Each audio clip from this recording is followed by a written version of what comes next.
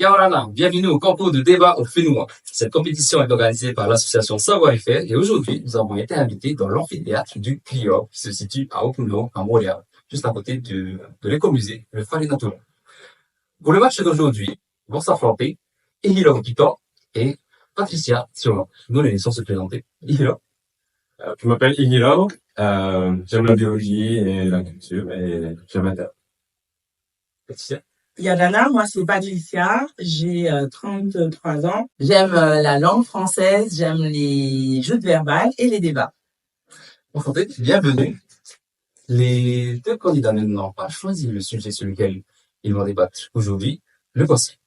Pour réduire les déchets, il faut contraindre les industriels à en produire moins. Ils n'ont pas non plus choisi la position pour ou contre qu'ils vont défendre, car elle va leur être attribuée tout de suite par tirage au sort. Et c'est donc Patricia qui va défendre la position pour et Ihiro qui va défendre la position contre. Nous allons leur laisser 5 minutes qu'ils revoient leurs notes et ensuite tout va baisser. Les 5 minutes sont à présent écoulées. Le match peut commencer. Pour réduire les déchets, il faut contraindre les industriels à en produire moins. La nature ne produit pas de déchets. Dans la nature, les arbres produisent des feuilles, des fleurs et des fruits. Quand les feuilles mortes tombent à terre, elles nourrissent des détritivores, de même que les fruits qui pourrissent, ils nourrissent le sol, c'est l'humus. Les excréments, les rejets de CO2, tout est consommé et utilisé par le vivant. Tout fait partie d'un cycle, d'un écosystème. Rien n'est un déchet. Il n'y a aucun élément dont personne ne veut. La nature produit en cycle. Chez les humains, les industriels produisent en ligne. Beaucoup de produits sont fabriqués, consommés ou utilisés, et puis jetés. De même que les emballages. Les processus même de production génèrent bien souvent des déchets. Bien sûr, des filières de revalorisation des déchets sont mises en place, comme des ateliers de réparation. Mais pour réduire les déchets, ne serait-il pas plus simple de ne pas en produire? Contraindre, c'est obliger par des lois, des quotas, des impôts. Les industriels, ce sont les sociétés qui possèdent des usines et qui produisent les produits de consommation. Donc, serait-il possible de produire moins de déchets pour ainsi faire en sorte qu'il y ait moins de déchets consommés? C'est donc le débat qui nous anime aujourd'hui. Pour commencer, nous donnons la parole à la position pour. Patricia, tu as 2 minutes. Yaorana Ihiro. Alors, concernant la question de la réduction des déchets par les industriels, je suis évidemment pour parce qu'à l'échelle sociale, à l'échelle démographique de la Polynésie ou ne serait-ce que de Tahiti, il est vraiment primordial pour nous de faire en sorte de préserver l'environnement et notre île de tout ce qui n'est pas recyclable. J'entends dans le premier lieu tout ce qui va concerner, par exemple, l'alimentaire, en sachant que c'est quelque chose qui est énormément produit sur le Fénois. Pourquoi ne serait-il pas possible, éventuellement, prenons l'exemple des grandes surfaces, de proposer des systèmes de consignes et de vaisselle à réutilisables? Au lieu d'avoir nos barquettes de poissons ou de fruits et légumes dans des polystyrènes en plastique, on aurait des espèces de petites vaisselles en plastique avec des cloches réutilisables qu'on se ferait rembourser après en les ramenant. Les boissons aussi seraient ramenées à travers des bouteilles en verre, comme ça a été fait jadis avec nos parents. Dans cet exemple, on peut aussi voir ce qui se fait en France. Par exemple, je suis allée manger dans un fast-food français et la vaisselle était donc réutilisable. Et pourtant, c'est un fast-food dont on serait propre à croire qu'on jette à chaque fois les choses. Il incombe, et comme l'a été dit dans l'introduction, qu'on prenne en compte la RSE, qui est la responsabilité sociétale des entreprises par rapport à leur impact environnemental. Et c'est pour ça que je pense qu'il faut contraindre effectivement les industriels à produire moins par rapport à notre échelle, car nous ne pouvons pas nous permettre. Merci Patricia. Ihiro, ta première intervention, tu as 2 minutes. Alors, merci pour ces arguments, Patricia. Donc, le sujet étant ce qu'il est, la production de déchets, et le contexte que vous venez de placer étant la production ici au Fénois. Effectivement, le système de consigne et le fait de réutiliser des choses plutôt que de les consommer purement et d'ensuite les emmener à la poubelle est effectivement ce à quoi nous devons tendre, aspirer. Cependant, ce ne sont pas pour moi aux compagnies qui sont industrielles et qui donc produisent ces déchets de faire ce premier pas il ne faut pas essayer de les contraindre de le faire, car au final, c'est une production meilleure qu'il faudrait. Il ne faudrait pas une production moindre, parce que la population est amenée à grandir, la croissance démographique est un fait et le développement est en cours.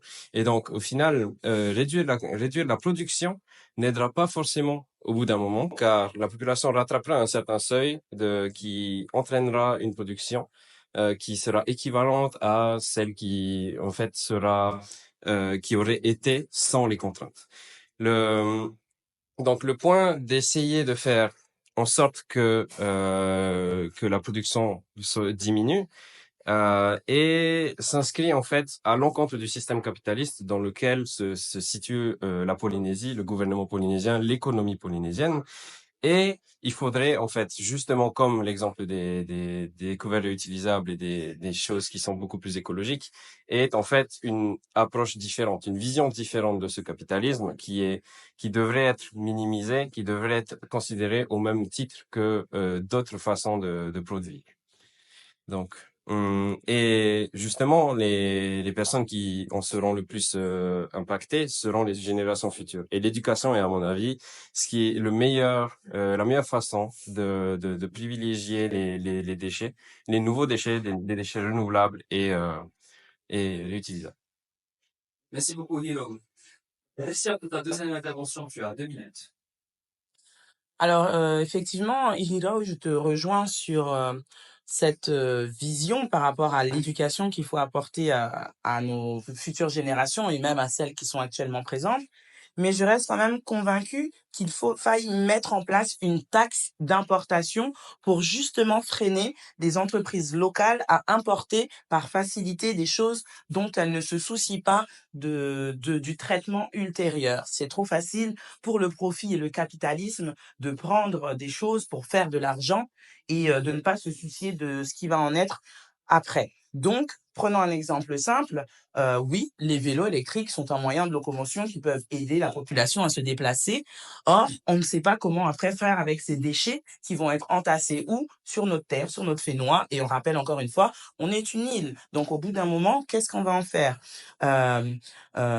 J'inciterais plutôt à mettre en faveur de certaines importations des taxes positives, certaines en malus, certaines en bonus, pour que ceux qui possèdent des importations avec des produits qui sont recyclables puissent bénéficier davantage pour pouvoir justement faire venir leurs marchandises tout en aidant le capitalisme à continuer. Mais dans ce cas-là, qu'ils fassent preuve d'une innovation durable avec des emballages recyclables, biodégradables, à la différence des autres choses qu'on peut pas mettre en place. Donc, je reste sur ma position de mettre quand même en place une taxe d'importation pour limiter les choses et pourquoi pas encourager la création d'emplois locaux parce que ça nous permettrait aussi de produire localement des choses manuelles plutôt que de les faire venir pour que ça nous revienne à moindre coût. Merci, Patricia. Et Hiro, pour ta deuxième intervention, tu as 2 minutes. Merci pour ce point. J'en ai bien pris note. Et effectivement, une taxe sur tous les objets qui ont été produits, et notamment les objets qui sont non revalorisables, est envisageable. Et même l'un des moyens qui va être efficace dans ce combat de la lutte contre la surproduction de déchets. Et effectivement, l'environnement insulaire n'est absolument pas n'est à la base pas conçu pour accueillir autant de déchets que cette société capitaliste produit. Cependant, si on commence à imposer des taxes sur des produits d'industriels, il ne faut pas oublier que les populations sont habituées à consommer d'une certaine manière, sont habituées à consommer de certains produits spécifiquement, et que même avec la hausse des prix, donc que cela comprenne des taxes ou non, ou juste de la simple inflation, les gens continuent à acheter. J'ai l'exemple concret du Punu Poitro, qui est donc à la base une nourriture assez peu noble et qui aujourd'hui crève dans les prix aujourd'hui crève le plafond. Donc une hausse des prix généralisée qui va donc entraîner une certaine inflation d'un certain secteur particulier, qui ne va en aucun cas changer les habitudes de ces personnes qui n'ont pas été sensibilisées à consommer mieux, consommer moins et produire moins de déchets. Et rien ne nous dit que, au final, même si on en produit moins, les industriels se dirigent effectivement vers cela. Donc, ils vont peut-être produire moins, mais peut-être par des processus qui seront plus polluants à d'autres échelles ou même moins tolérables socialement parlant. On peut également imaginer d'autres détournements, comme par exemple le lobbyisme dans les grands pays, notamment en Amérique. Et les industriels pourront déplacer leur production et leur revente dans des pays priorisant le développement à l'environnement. Merci, Hiro. Patricia, pour ton troisième argument, tu as 2 minutes. Alors, j'entends que dans ce que tu dis, il y a effectivement un autre angle qui a été approché et effectivement, il va s'agir à la base d'une rééducation non seulement de la population polynésienne, mais aussi de nos modes de fonctionnement économique avec les entités qui importent. J'entends par là que concevoir à une échelle insulaire, comme tu l'as dit, c'est plus intéressant. On importe des choses qui ne servent pas forcément. Prenons l'exemple de Shein, marque de vêtements qui a un fonctionnement assez douteux dans l'utilisation des matières, le traitement de ces personnes. Ok, très bien. On ne va pas priver du mode de consommation les populations qui font appel à des sociétés telles quelles pour d'autres secteurs aussi, mais ces sociétés pourraient être taxées par rapport à un volume induit au territoire géographique. Shein ne pourra pas déverser tous ces vêtements textiles sur la Polynésie parce que l'offre n'est pas conséquente et on ne va pas autoriser ça dans ce sens. Aussi, les emballages, les choses comme ça, mais on parlait de revalorisation. Moi, j'aimerais qu'on parle aussi de revalorisation de l'emploi. Si on invite les industriels à réduire leurs déchets, on peut même éteindre une partie de cette branche en créant nous-mêmes ces besoins dont on a et offrir à la population locale une nouvelle possibilité de créer un emploi. Il faut qu'on mette en place un système qui nous permette de créer un écosystème qui puisse aussi protéger le fait noir. Parce que lorsqu'on commande à Shein, on s'en fiche, c'est pas cher et c'est rapide. Mais il faut savoir que ces grosses usines, elles produisent de la pollution et on ne voit pas ça. On dit, bah, c'est loin, c'est là-bas. Sauf que cette pollution, elle engendre un changement, un dérèglement climatique. Et c'est pas la Chine qui va être touchée la première. Ça sera nous, avec la montée des eaux, avec le changement climatique. Donc, ça commence chez nous en éducation et aussi chez eux avec nos restrictions. Merci beaucoup, Patricia. Hiro, pour ton troisième argument, tu as 2 minutes. Merci Patricia. Alors, on parle ici de produire autrement, de produire pour des besoins spécifiques aux écosystèmes et aux populations insulaires. On parle également de produire sur le territoire directement, de ne plus importer. Et donc fermer les portes à cette importation de masse et aux produits qui vont résulter en déchets ne résoudrait pas le besoin de cette demande. Et est-ce que l'industrie secondaire et tertiaire ici pourrait répondre à la demande de cette société qui, au final, est profondément capitaliste et qui va toujours chercher son développement au détriment d'autres choses? Est-ce que délocaliser le problème donc ailleurs pour des industries qui sont qui sont polluantes et donc ramener ces industries ici, leur demander de produire moins, est-ce qu'au final ce problème serait vraiment réglé? Parce qu'au final les industries qui seront ici donc dans le secteur secondaire et tertiaire devront forcément importer des choses de tous les autres pays et cette politique de produire moins va au final juste diminuer l'impact direct en production de déchets pour les produits locaux. Mais donc ce gap, ce manque de production qui va être comblé par les industries locales, les nouvelles industries locales découlant de ces potentiellement découlant de ces nouvelles restrictions, vont compenser autant en termes de déchets qu'en termes d'offres à la demande. Sachant que la destruction, le rapatriement, le recyclage ou l'enterrement des déchets, au final, va avec la croissance de la population toujours rester un problème, toujours rester dans cette même philosophie de même si les déchets viennent d'ici, ça reste des déchets. Et au final, la revalorisation des produits, maximiser l'espérance de vie et les moyens de consommer l'entièreté de ce qui est produit serait au final plus une ligne directrice que littéralement produire moins. Voilà. Merci beaucoup, Hiro et Patricia. Nous allons maintenant passer aux conclusions. Vous aurez 2 minutes chacun. Patricia, c'est toi qui commence. Tu as 2 minutes. Alors, merci pour ces échanges et ce qui me rassure, c'est que on a des points de vue qui restent effectivement en campe sur nos positions, mais on se rejoint sur le fait qu'il va falloir repenser le système de consommation. Dans mon propos, je ne dis pas qu'il ne faille plus importer et consommer ce qui vient de l'étranger, mais je légitime plus un statut que les personnes souhaitant obtenir ce privilège de consommation devront s'acquitter d'une taxe, d'une redevance par rapport à leur territoire, par rapport aux Fénois, par rapport au pays.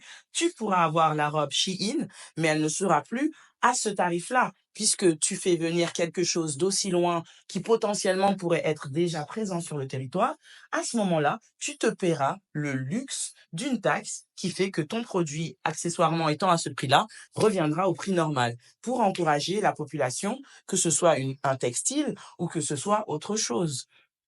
Lorsque le produit ne pourra pas être revalorisé suffisamment localement, par exemple un objet à 70% qui serait pas revalorisable localement, on ne saurait pas comment le traiter, il y aurait une taxe pour dire que ce traitement d'objet va nous coûter tellement cher que lorsque tu l'importes, tu choisiras à 2 fois entre le vélo en aluminium ou le vélo avec une batterie électrique. Donc oui, on doit s'adapter à la démographie, mais pour que cette démographie puisse continuer à vivre, à évoluer, les générations futures, il faut que ça parte encore une fois de l'éducation de nos jeunesses, de nos propos ici. Et je crois en l'urgence climatique et au changement de mentalité. Parce que de toute manière, si on écoute les capitalistes et qu'on ne change rien, la Polynésie finira par être un dépotoir, comme c'est déjà le cas dans les continents démographiquement plus riches comme l'Inde, qui fournit effectivement, ou la Chine. Et à ce moment-là, on se dira que peut-être qu'on aurait dû encourager une autre façon de consommer et des matériaux effectivement à usage durable. Mais le débat reste ouvert et à nous de mettre en place les actions. Donc, merci, Patricia. Et Hiro, c'est à toi. Breté. Merci. Alors, merci pour cette conclusion et je vais rejoindre sur énormément de points. Justement, le problème n'étant donc pas en soi le fait que les industriels produisent, mais que la société incite les gens à avoir de la demande et donc c'est l'éternel débat qui au final n'en est pas un de à qui la faute. Est-ce que c'est la faute au consommateur, c'est la faute au producteur? Honnêtement, nous sommes dans un monde une Polynésie profondément occidentale, profondément pour notre cas française et profondément capitaliste, car c'est ce camp qui a gagné la Seconde Guerre mondiale. Ce capitalisme qui clame que s'il n'était pas là, le chaos régnerait. Pour énormément d'arguments, ce capitalisme qui dit, en gros, que il est le moins pire de toutes les solutions. Mais c'est parce qu'au final, on est tellement ancré dans cela depuis longtemps que même quand on cherche des solutions aux problèmes environnementaux qui ne sont pas pour le coup qui ne s'inscrivent pas purement dans la société humaine, mais qui est juste à l'échelle d'une planète. On essaye de trouver une solution qui reste capitaliste, c'est-à-dire la diminution des produits. Et spécifiquement dans nos écosystèmes et sociétés insulaires, on doit essayer de voir les choses différemment, c'est-à-dire d'essayer d'éduquer la population en premier lieu. Je pense que c'est toujours la chose à faire, c'est toujours par là qu'il faut commencer, et non pas d'essayer de diminuer ce capitalisme, mais d'essayer de trouver et de vivre dans certaines alternatives qui peuvent être tout autant viables pour le développement et qui peuvent même induire une qualité de vie meilleure. Bravo, merci à vous deux, Patricia et Hiro, d'avoir mené à bien ce débat. Je voulais savoir à peu près quel a été votre ressenti et comment vous avez préparé ce match et quel est votre avis sur le sujet, le fond du sujet. Alors, en ce qui me concerne, c'est sûr que c'est un sujet qui nous touche parce que quand on a grandi au Fénois ou on y est né, on a vu la Polynésie évoluer, on voit les modes de consommation aussi, avec l'essor du numérique, la facilité de commander. Et dans les premiers temps, on se rend pas compte de l'impact qu'on a, on pense juste à l'instant présent. Mais quand on regarde sur le long terme, ce qui se passe à l'étranger va nous atteindre tellement de plein fouet qu'on se doit, nous, puisque les autres ne penseront pas à nous dans un premier temps, on se doit, nous, de gérer notre fait noir et de se dire, OK, qu'est-ce qu'on peut faire?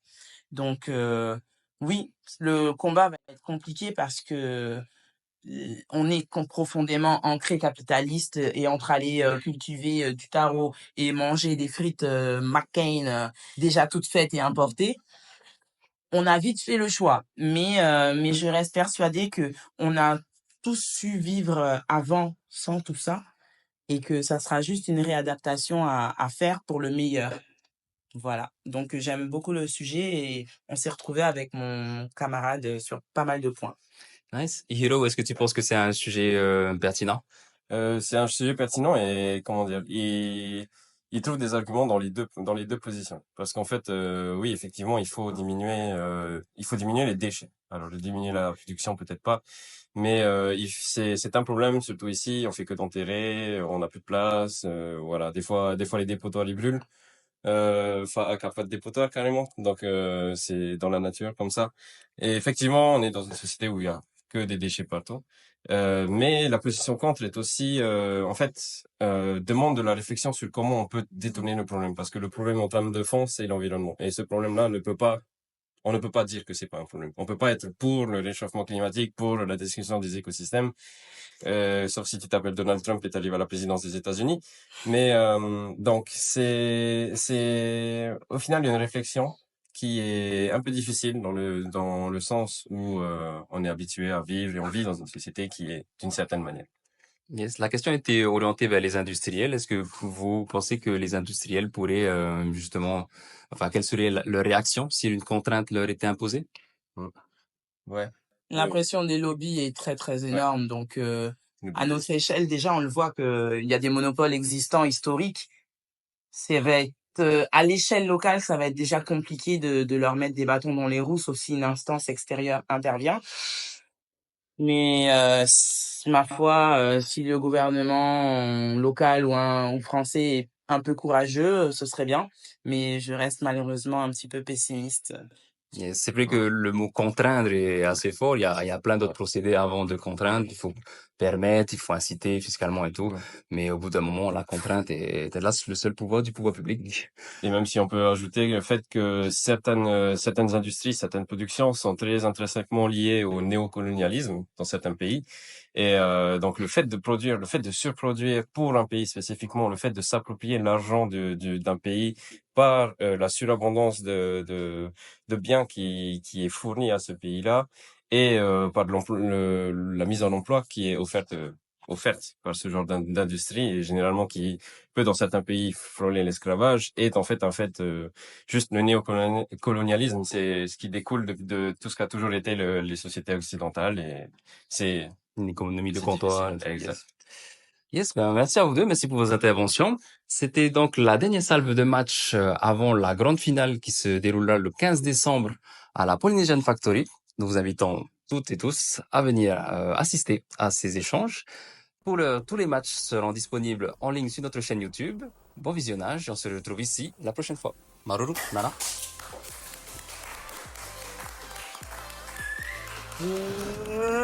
Coupé, décalé. Nice. T'as assuré.